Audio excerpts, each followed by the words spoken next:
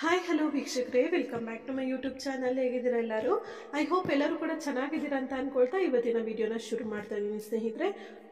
ಇವತ್ತು ಒಂದು ನಿಮಗೆ ಅಪ್ಡೇಟ್ ಬಂದಿದೆ. ಅದು ಯಾರೆಲ್ಲ ಜಿಯೋ ಸಿಮ್ಮನ್ನು ಯೂಸ್ ಮಾಡ್ತಾ ಇರ್ತೀರಾ ಅವರಿಗೆ ಒಂದು ಒಳ್ಳೆ ಅಪ್ಡೇಟ್ ಅಂತಲೇ ಹೇಳ್ಬೋದು.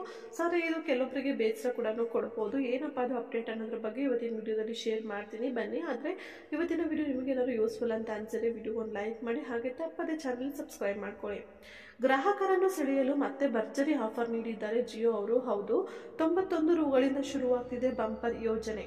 ಹೌದು ಸ್ನೇಹಿತರೆ, ಕೆಲ ವರ್ಷಗಳ ಹಿಂದೆ ಯಾರು ಊಹಿಸದ ರೀತಿಯಲ್ಲಿ 1 ವರ್ಷದವರೆಗೆ ಉಚಿತ ಇಂಟರ್ನೆಟ್ ಸೌಲಭ್ಯ ನೀಡುವ ಮೂಲಕ ಇಡೀ ವಿಶ್ವದ ಉಬ್ಬೇರಿಸಿದ್ದು ಮುಖೇಶ್ ಅಂಬಾನಿಯವರ ಜಿಯೋ ನೆಟ್ವರ್ಕ್. ಆದರೆ ಇಂಟರ್ನೆಟ್ ಕ್ರಾಂತಿಯನ್ನ ಹುಟ್ಟುಹಾಕುವ ಮೂಲಕ ಬೇರೆಲ್ಲ ನೆಟ್ವರ್ಕ್ಗಳನ್ನ ಕಡೆ ಮಲಗಿಸುವ ಪಣ ತೊಟ್ಟಿದ್ದರು.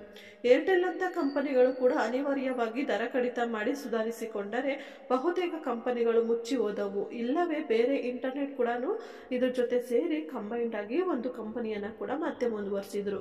ಆದರೆ ಕಳೆದ ತಿಂಗಳು ದರ ಹೆಚ್ಚಿಗೆ ಮಾಡುವ ಮೂಲಕ ಜಿಯೋ ಗ್ರಾಹಕರಿಗೆ ಶಾಕ್ ನೀಡಲಾಗಿತ್ತು. ಏರ್ಟೆಲ್ಗೆ ಹೋಲಿಸಿದ್ರೆ ಜಿಯೋ ದರಗಳು ಇಂದಿಗೂ ಕಡಿಮೆಯಾಗಿಯೇ ಇದ್ದರೂ ದರ ಏರಿಕೆಯನ್ನ ಬಹಳಷ್ಟು ಮಂದಿ ವಿರೋಧಿಸಿದರು. ಅದು ಅನಂತ್ ಅಂಬಾನಿಯವರ ಮದುವೆಯ ಸಮಯದಲ್ಲಿಯೇ ದರ ಏರಿಕೆ ಮಾಡಿದ್ದಕ್ಕೆ ಸಾಕಷ್ಟು ಟ್ರೋಲ್ಗಳು ಕೂಡ ಒಳಗಾಗಿತ್ತು.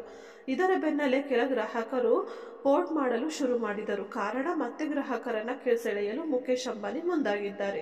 ರೀಚಾರ್ಜ್ ಯೋಜನೆಗಳ ಬೆಲೆಯನ್ನ ರಿಲಯನ್ಸ್ ಜಿಯೋ ಈಗ ಕೆಲ ದಿನಗಳ ಹಿಂದೆ ಬದಲಾಯಿಸಿದೆ. ಸಾಕಷ್ಟು ಟ್ರೆಂಡ್ನಲ್ಲಿರುವ ಕೆಲವು ಯೋಜನೆಗಳ ಬಗ್ಗೆ ಮಾಹಿತಿಗಳನ್ನು ಇಲ್ಲಿ ನೀಡಲಾಗಿದೆ.